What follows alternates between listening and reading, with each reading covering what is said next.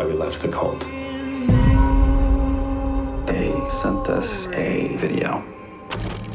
Whoever's watching, I just wanted to say the Ascension is something that we've all been looking forward to. We couldn't be happier.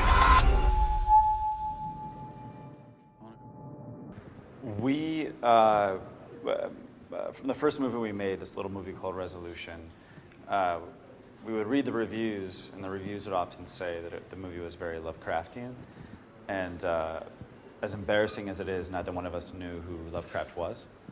So we started to look into who he was and read some of his material.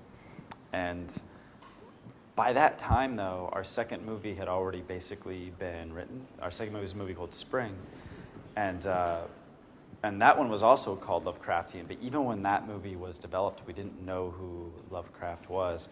And then over the course of several years of actually educating ourselves and at least in my case, not being embarrassingly uncultured about cinema, we learned who he was. And Lovecraft did sort of become an influence in The Endless. But other people have also pointed out that since we were both fans of, for example, Stephen King or Alan Moore or Neil Gaiman to begin with, that we didn't know it, but we were fans of H.P. Lovecraft because they were all inspired by Lovecraft. One day, one night, we come straight back. Good to see you two. And what the dickens brings you all the way out here? Just thought we'd visit while you're here. We're always here. Pretty much everything we do just comes out of the process of rehearsal, where that's the only way we'd be able to do things the way we do them, both in terms of like budget and time, but also in terms of the actual product you get on film. We rehearse for weeks, all the time, and pretty heavily, and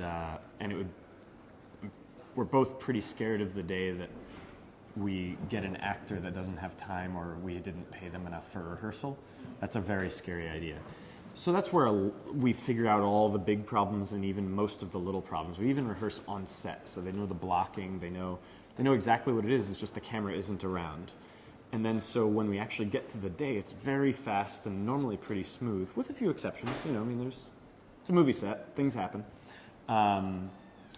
But that's how we're able to do it. That's how we're able to make the thing that we make is that we just intensely prepare. And hopefully with the combination of preparation and Justin's script being really good, we can get something that feels like there was no preparation at all. But it's actually the result of a whole lot. It started out as necessity because we weren't in a position where people would invest in our films in our first two movies. Yeah. And then on our third movie, we thought we weren't in the position where anyone would invest. Someone ultimately did, a small amount of money, but it becomes about just being able to discover creatively and artistically via doing all these jobs. Yeah. How is that possible?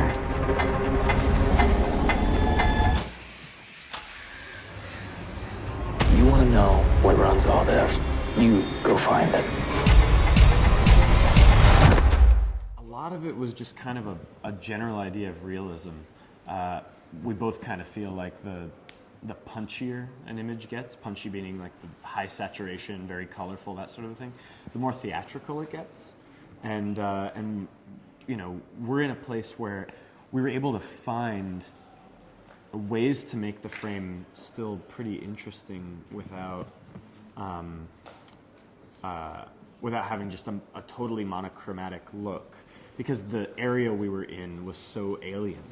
The Southern California, but not just Southern California, but the area we were in, which is east of San Diego, an hour. Nobody has any idea what that looks like. It's a very alien place.